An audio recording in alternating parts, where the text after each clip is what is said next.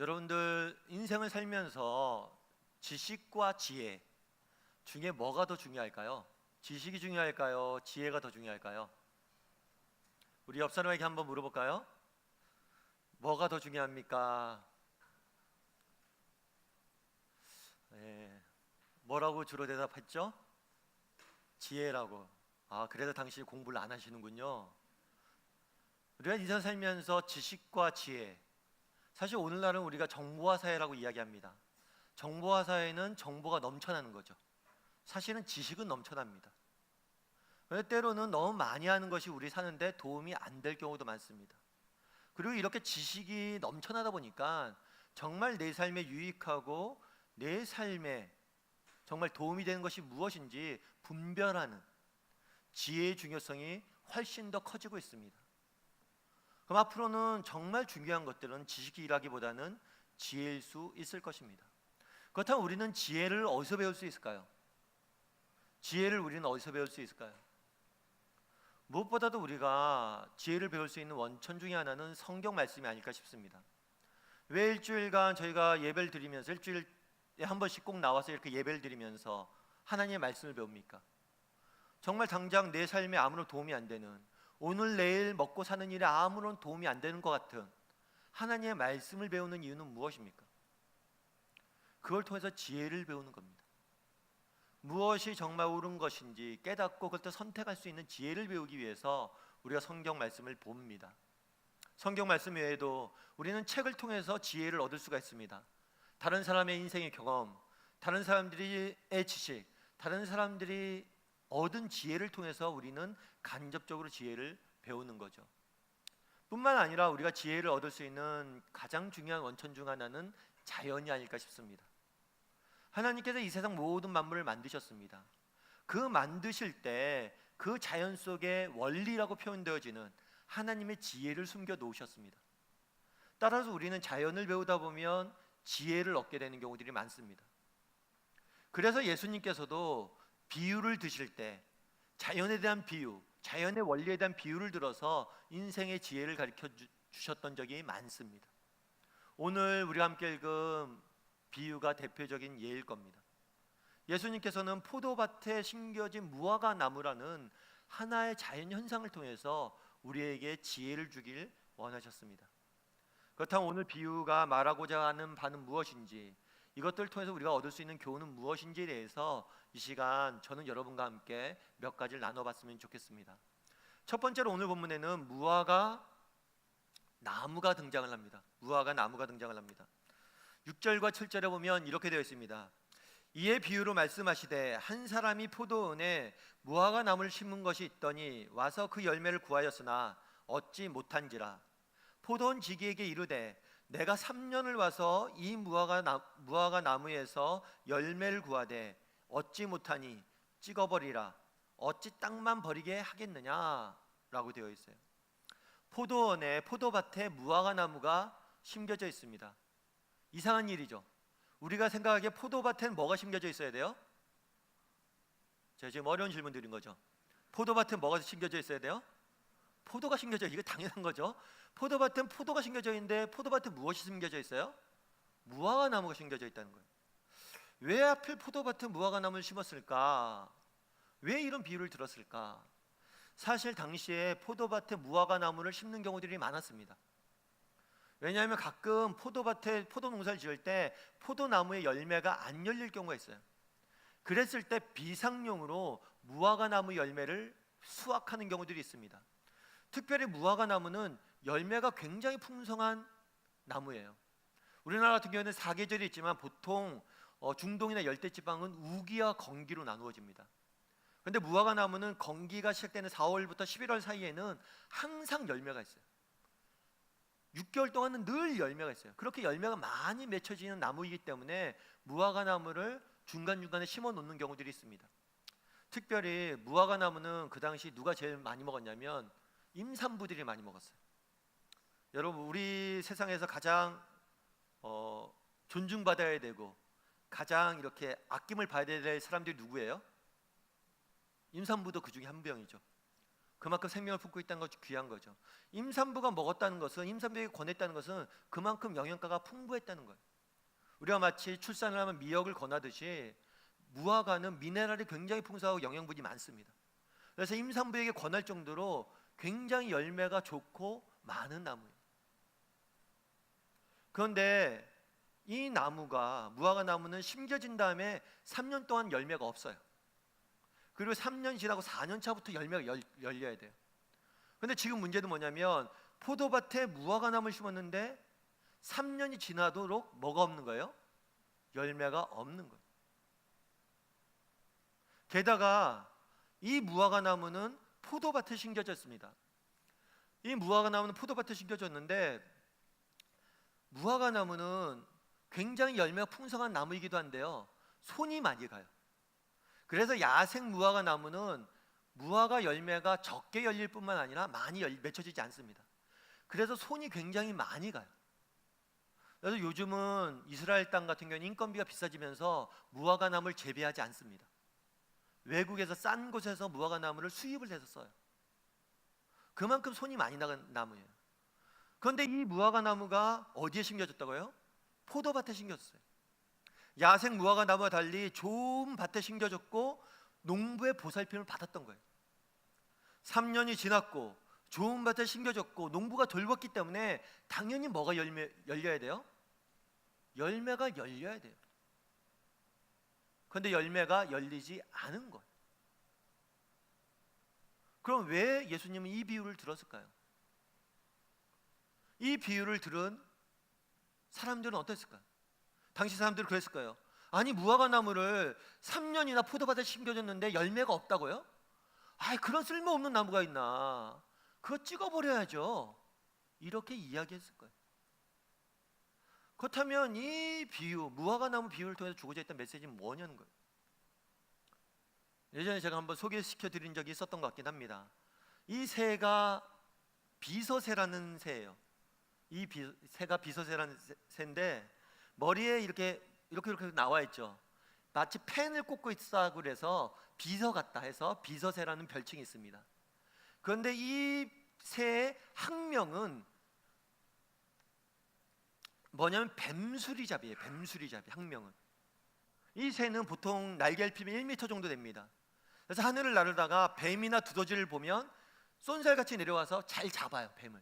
그래서 뱀수리잡이라는 굉장히 힘이 센 새예요. 그래서 비서새라고 불리는데 이 새가 있는데 이 새의 독특한 특징이 있어요. 뭐냐면 새인데 걷는 걸 좋아해요. 사실 저희가 걷는 걸 좀 좋아하지 살도 빠지고 그럴 텐데 새인데 걷는 걸 좋아해요. 걷다가 맹수가 나타나면 뛰어요. 걷다가 맹수가 나타나면 어떻게 해야 돼요?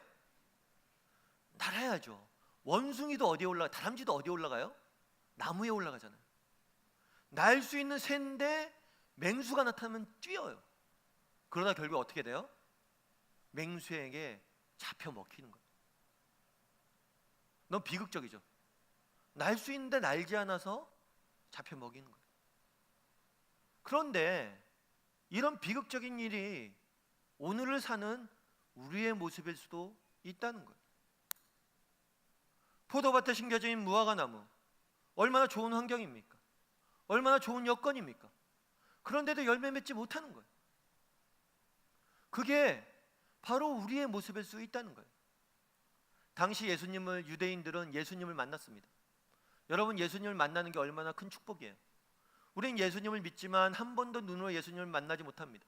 예수님의 목소리를 듣지 못하고 예수님의 가르침을 받지 못합니다. 예수님을 만나서 예수님의 가르침을 받고 예수님의 목소리를 듣고 그와 함께 식사를 나눈다는 게 얼마나 큰 축복이에요. 그럼에도 불구하고 그들은 어떻게 했습니까? 예수님의 가르침을 따르지 않고 예수님을 배척하고 심지어 예수님을 죽였어요. 얼마나 큰 비극이에요. 정말 하늘을 훨훨 날 수도 있는데 날지 못하는 새처럼 우리는 어떨까요? 예수님 당시만 해도 성경이 두루마리로 되어 있었습니다. 두루마리 성경 일정 부분은 한 편 정도는 1년치 노동자의 월급이었어요. 성경 하나 갖는 것은 꿈이었어요. 요즘 성경이 얼마나 합니까? 2만 원이면 하나 사죠. 기독교가 처음 한국교회에 보급되었을 때 말씀 사경회 같은 게 있었습니다. 그 말씀 사경회 같은 걸 하면 아침에 일찍 솥을 갖고 와요. 사람들이 밥을 지어요. 밥을 지어서 밥을 먹으면서 2박 3일 이렇게 말씀을 듣습니다.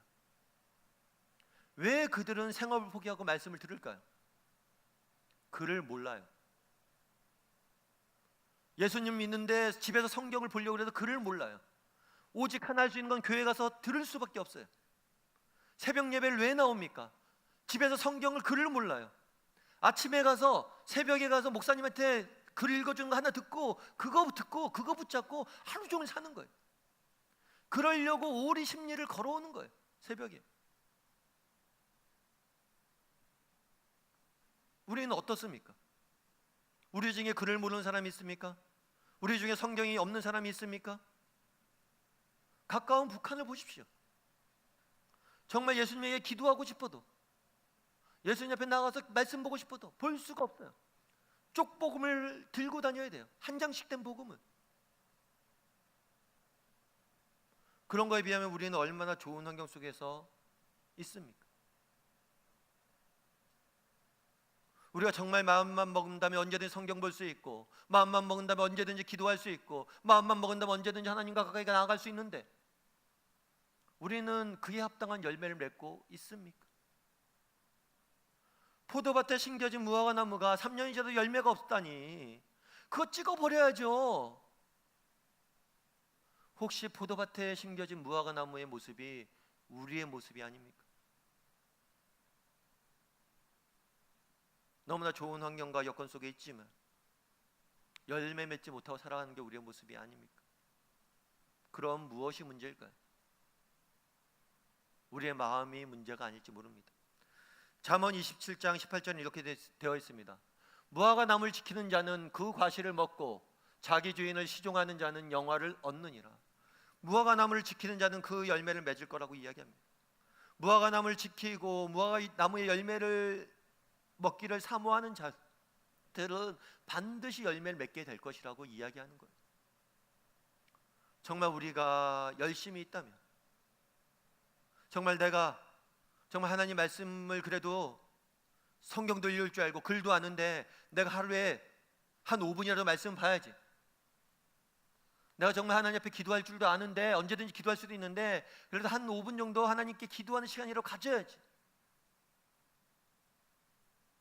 정말 우리에게 그런 마음이 없어서 우리가 열매를 못 맛보고 있는 건 아닌지,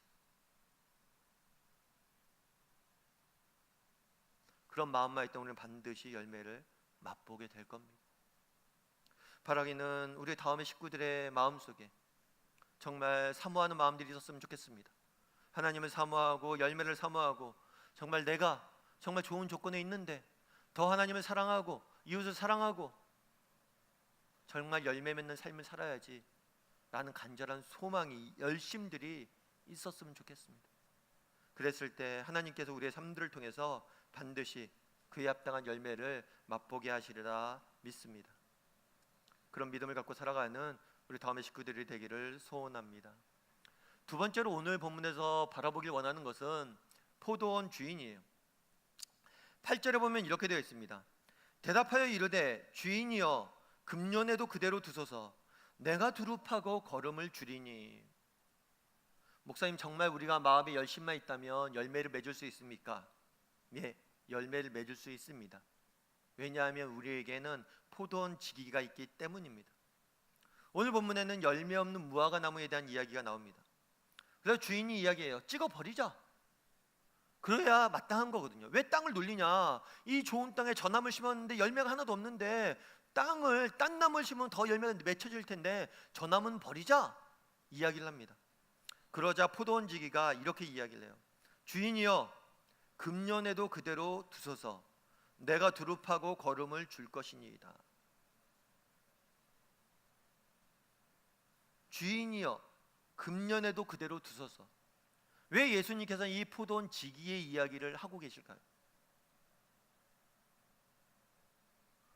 포도원 지기는 무엇이라고 얘기하냐면 무화과 나무를 믿고 기다려달라는 거예요.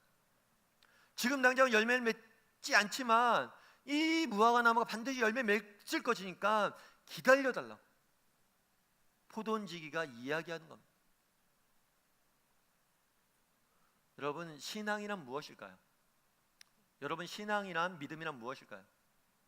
신앙과 믿음에 대해서 우리는 여러 가지 정의가 가능합니다. 그 중에 하나는 예수님을 닮아가는 거예요.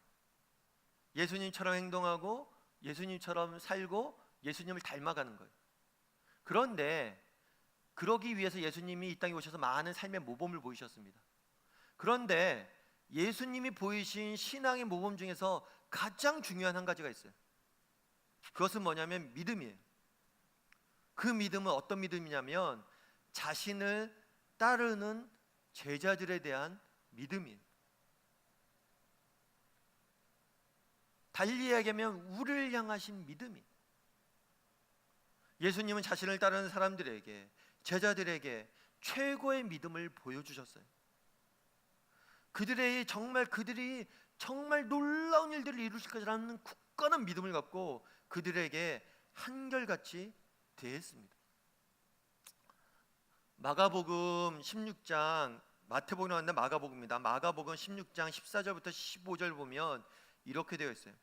그 후에 11 제자가 음식을 먹을 때 예수께서 그들에게 나타나사 그들의 믿음 없는 것과 마음이 완악한 것을 꾸짖으시니 이는 자기가 살아난 것을 본 자들의 말을 믿지 아니함일러라.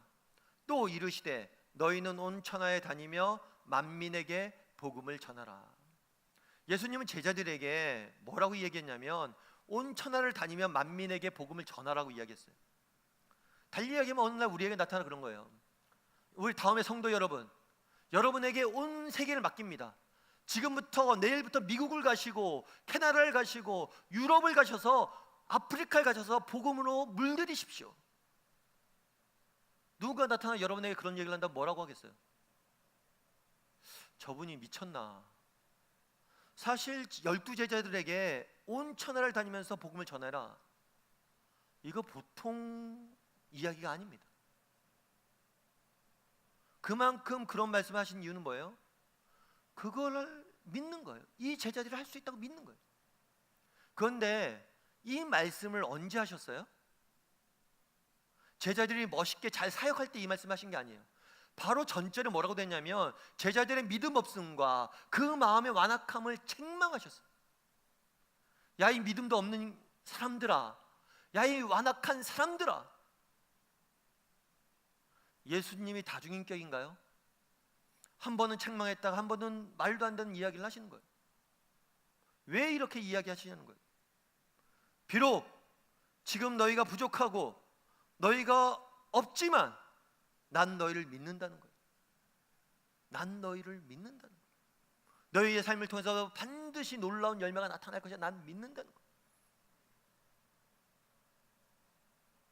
우리가 예수님의 본을 따라서 우리가 가져야 될 믿음은 무엇입니까? 우리에 대한 믿음입니다. 예수님이 우리를 믿은 것처럼 우리도 예수님이 우리를 믿은 것처럼 우리도 우리를 믿을 수 있어야 돼요. 지금 당장은 포도밭의 무화과 나무처럼, 열매 없는 무화과 나무처럼 그렇게 보잘것없는 존재이지만, 지금 당장은 믿음도 연약하고 완악한 마음을 같은 사람이기도 하지만, 그런 나를 예수님께서 믿은 것처럼 우리도 우리를 믿을 수 있어야 돼요. 고든 맥도날드는 이렇게 얘기합니다. 신뢰받는 것은 사랑받는 것보다 더 큰 영광이다. 신뢰받는 것은 사랑받는 것보다 더 큰 영광이다. 제가 아는 분이 한 분 계신데, 이분은 의류업을 하시는 분이세요. 의류업을 하시는데 한참 의류업을 사업을 확장시키고 계셨어요. 그래서 요즘 의류 사업이 많이 확장되고 있죠. 그랬더니 그분이 그런 얘기를 하더라고요. 사실 제가 이렇게 하는 데 이유가 있습니다. 왜냐하면 저희가 의류 1세대잖아요. 저희가 이제 은퇴할 때가 됐습니다. 그런데 제 친구들이 저에게 찾아와서 그런 얘기를 해요. 야, 내 기업 좀 사라.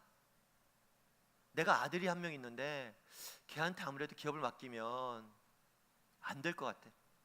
차라리 너한테 팔아야지 네가 기업도 살리고 그 돈을 자녀에게 줘서 자녀가 딴 일하는 게 좋지 자녀에게 맡길 수는 없는 것 같아. 그래서 파는 경우들이 많다. 정말 사랑하는 것과 신뢰하는 것, 아무리 자녀를 사랑하지만 신뢰하지 못한다는 것, 이건 전혀 다른 문제예요. 그런데 예수님께서는 우리를 어떻게 해요? 신뢰하신다. 우리를 믿는다는 거예요. 이 사실이 주는 위로가 얼마나 큰지 느껴야 됩니다. 정말 우리가 힘들고 지칠 때마다 정말 누굴 바라봐야 돼요? 예수님을 바라봐야 돼요. 나를 여전히 믿고 나를 신뢰하시는 그 하나님을 바라봐야 돼요. 이분이 누구일까요? 이분이 허드슨 테일러라는 분이세요. 이 허드슨 테일러라는 분이시고, 이분은 중국 선교의 아버지라고 이야기합니다.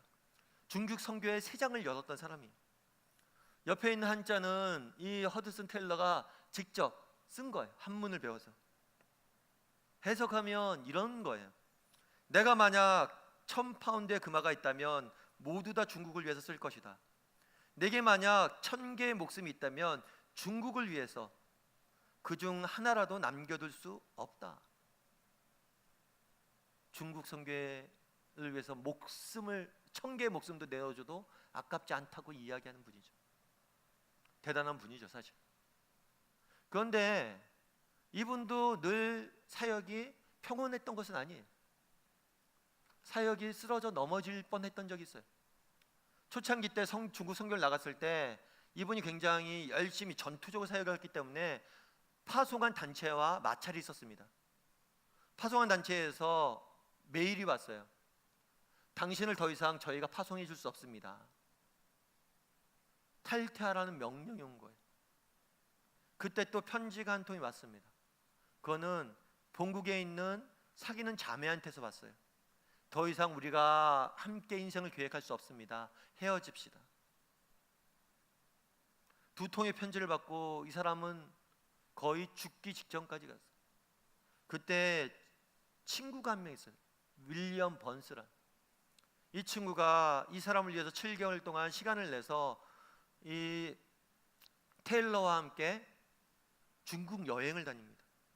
그러면서 딱 두 마디만 계속했대요. 나는 자네를 믿네. 그리고 자네의 정책에 따라서 나는 따라가겠네. 끝까지 가세. 그 두 마디 말이 자기를 살렸대요. 자기를 믿는다는 거예요.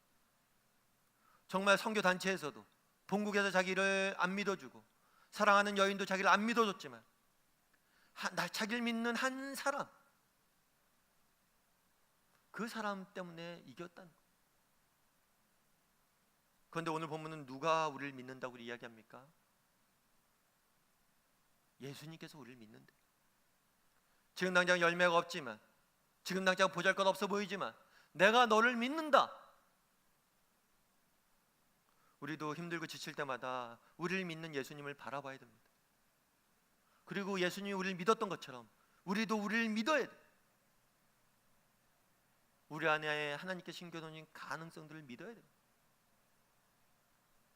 바라기는 정말 힘들고 지칠 때마다 정말 우리를 믿고 우리를 응원하시는 예수님을 바라볼 줄 아는 저와 여러분이 되었으면 좋겠습니다. 그리고 예수님처럼 우리 자신을 믿을 줄 아는 저와 여러분이 되기를 주님의 이름으로 소원합니다. 그런데 예수님께서는 단순히 믿기만 할 뿐만 아니에요. 믿을 뿐만 아니라 무엇이라고 이야기하냐면, 그대로 두서서 내가 두릅하고 걸음을 줄이니, 우리를 위해서 우리를 돕고 우리를 위해 일하실 것이라고 이야기합니다. 두릅하고 걸음을 줄 것이다. 이 나무를 두소서, 내가 이 나무를 가꿀 거니까 반드시 열매를 맺게 될 것이라고 이야기하는 거예요.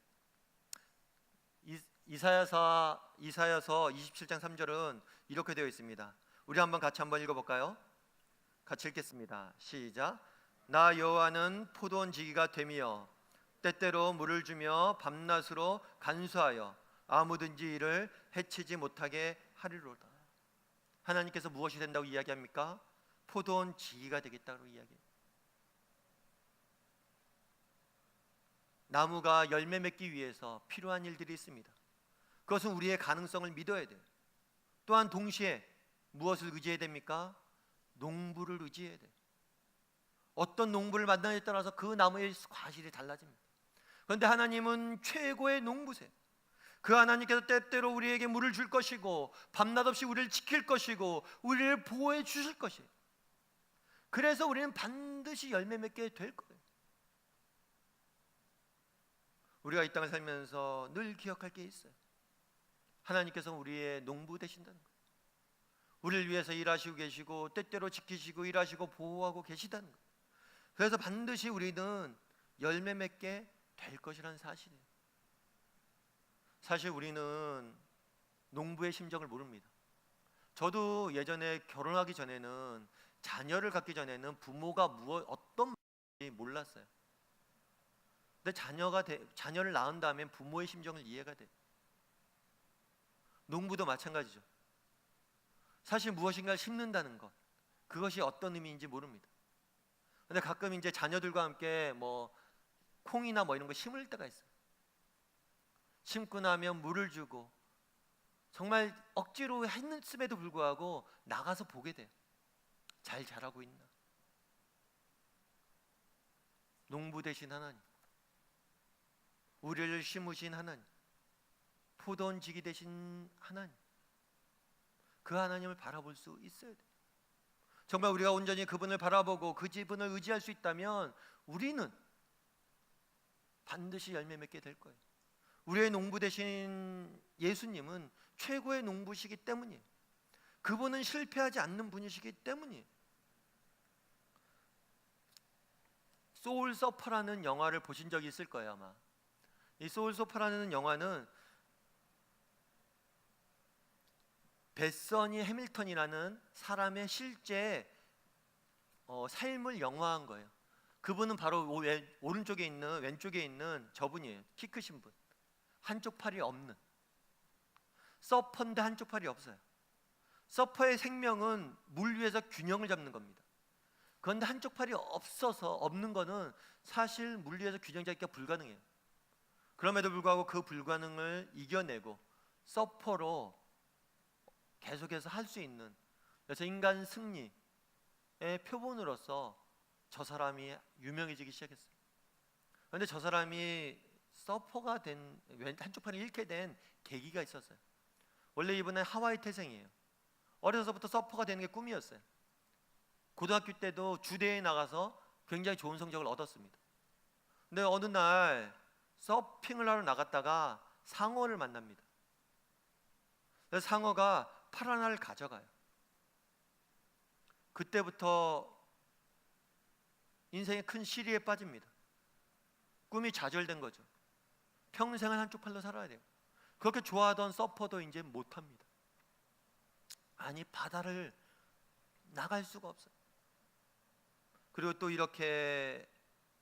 이런 상황을 허락하신 하나님과 환경과 사람에 대한 원망이 그 안에 가득 찼어요.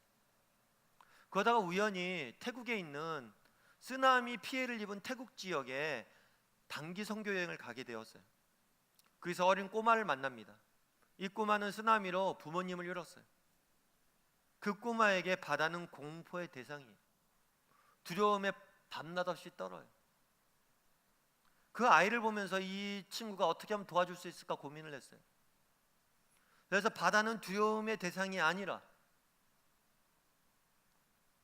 걸 보여주기 위해서 자기가 그동안 멈췄던 서핑을 합니다. 아이가 보는 앞에서 파도를 타요. 그런데 바다는 이렇게 좋은 곳이란다. 아이를 위로하기 위해서 서핑을 다시 시작한 거예요. 그러면서 다시 서퍼가 되어서 합니다. 언젠가 그 사람에게 기자가 물었어요. 다시 그날로 돌아가도 서핑을 하실 건가요? 물었어요. 상어 떼를 만나서 팔을 잃어버린 그날로 돌아가도 서핑을 할 것인가요? 그때 뭐라고 대답했냐면, 내게 일어난 일을 바꾸지 않겠어요. 여러분 앞에 설 이런 기회가 없었을 테니까요. 두 팔이었을 때보다 더 많은 사람을 더 껴안을 수 있게 되었으니까.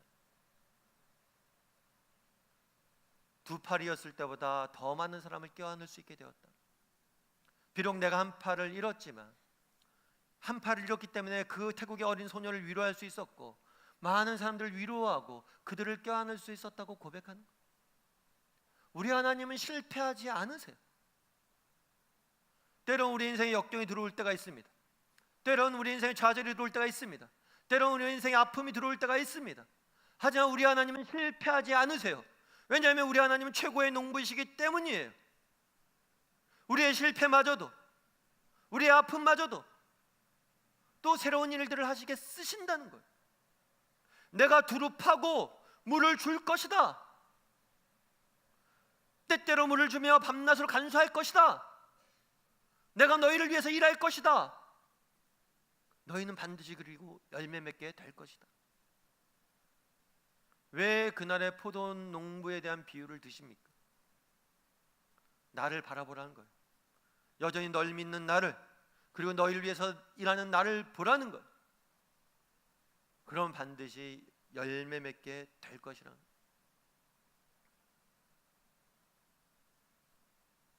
9절에 이렇게 이야기합니다. 이후에 만일 열매가 열면 좋거니와 그렇지 않으면 찍어버리소서 하였다 하시니라. 자신이 있다는 거예요. 그때는 정말 내가 물을 주고 내가 땀을 흘릴 텐데 그때조차도 열매가 없다면 그때는 찍어버리십시오. 내가 자신 있습니다. 우리도 이런 하나님을 만날 수 있어야 돼요. 정말 우리가 부족하고 연약한 존재들이지만, 우리가 보잘것없는 무화과나무 같은 열매 맺지 못하는 무화과나무 같은 존재일지 모르지만, 정말 예수님이 우리를 믿은 것처럼 우리가 우리 자신에 대해서 믿고 또 예수님이 우리를 도우심을 신뢰하고 나아가면 반드시 열매 맺게 될 것이다.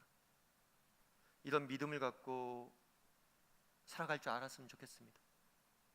그리고 이런 믿음을 갖고 살아갈 때 하나님께서 우리에게 반드시 열매 맺게 하실 줄 믿습니다. 이번 주에 저희가 영어도서관 3주년 행사가 있었습니다. 감사 예배가 있었습니다. 감사했던 것은 뭐냐면 3주년 이제 예배를 드리러 갔었는데 가니까 이렇게 풍성 잔식이 되어 있더라고요.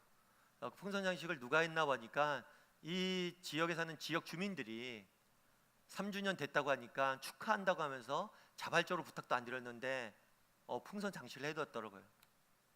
참 감사한 마음이 컸어요. 왜냐하면 이분들이 이 도서관을 마치 자기들 것처럼 여기는구나, 자랑스러워하는구나, 가꾸는구나.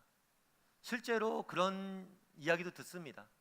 믿지 않는 남편에게 교회란 좋은 것이다 설명하면서 도서관 이야기를 하는 분들이 계시대, 이 지역 주민들 중에서. 그래서 우리 도서관 사역을 통해서 많은 열매가 나타나고 있구나라는 감사한 마음도 있었습니다. 근데 사실 저희가 처음에 도서관 사역을 시작했을 때 정말 아무것도 없이 시작을 했어요. 교회 개척을 하고 한 6개월 정도 있다가 도서관 시작했습니다. 그때 시작했던 배경은 그런 거예요. 교회가 사람들은 선교를 한다고 생각하지만 실제로 선교적 전망 속에서 교회가 세워진 거예요. 아니, 하나님께서 이곳에 왜 우리 교회를 세웠냐는 거예요. 이 지역사회에 무언가 선한 영향력을 미치기 위해서 이 교회를 세웠다는 거예요. 그렇다면 개척 초기에 정말 우리가 많이 부족하고 갖춘 것이 아무것도 없지만 지금부터 섬겨야겠다. 나중에 뭔가 갖추어지고 이런 다음에 섬기는 건 의미가 없겠다. 그래서 시작을 했던 거예요. 그래서 바로 시작을 했고, 사실 아무것도 준비도 없이 시작했으니까 여러 가지 어려움들이 있었지만 그때마다 보이는 곳에서 보이지 않는 곳에서 이렇게 도와주는 손길들로 잘 이때까지 왔던 것 같아요. 최근에 저희 도서관에서 이번 여름에도 그런 프로그램이 하나 했었습니다. 세계 문화 체험이라는 프로그램이 진행이 됐어요. 이건 뭐냐면 국제 리더십 학생협회라는 학생 단체가 있어요. 그건 이제 국제단체예요, 국제단체. 그러니까 전후에 2차 세계대전 후에 전쟁의 피해를 경험한 유럽 청년들을 중심으로 해서 우리가 봉사의 삶을 살지 않으면 안 되겠다 해서 국제적으로 봉사하기 위한 단체를 만들었어요. 그리고 유엔이 공인한 단체예요. 거기서 이제 세계 각지를 다니면서 봉사를 하는 거예요. 근데 사실 그 단체와 우리는 아무 연관이 없습니다. 그런데 어느 날 전화가 왔어요. 자기가 내들이 봉사할 곳을 찾는데 도서관에서 봉사했으면 좋겠다고. 그래서 방학 때마다 대학생들이 와서 봉사를 합니다. 그래서 지난 겨울방학 때도 했었고, 지난 겨울방학 때 한 다음에 한 번에 끝날 줄 알았어요. 근데 올 여름에도 와서 했고, 이번 주 목요일 날 8번 해서 끝났습니다. 그런데 제가 그 사람들을 하는 걸 쭉 보면서 그런 생각이 들었어요. 참 처음에 도서관 시작을 하면서 이런저런 생각 중에 하나 가졌던 게 뭐냐면, 야, 우리 도서관도 외국 사람들이 와서 봉사하면서 가르쳐주면 좋겠다, 이런 마음들을 막연히 가졌어요. 그리고 다 잊었죠, 그런 거. 너무 허황된 거니까 기도조차도 안 하고 잊었는데, 하나님께서 어느새 외국 대학생 봉사자들이 와서 가르치게 하셨더라고요.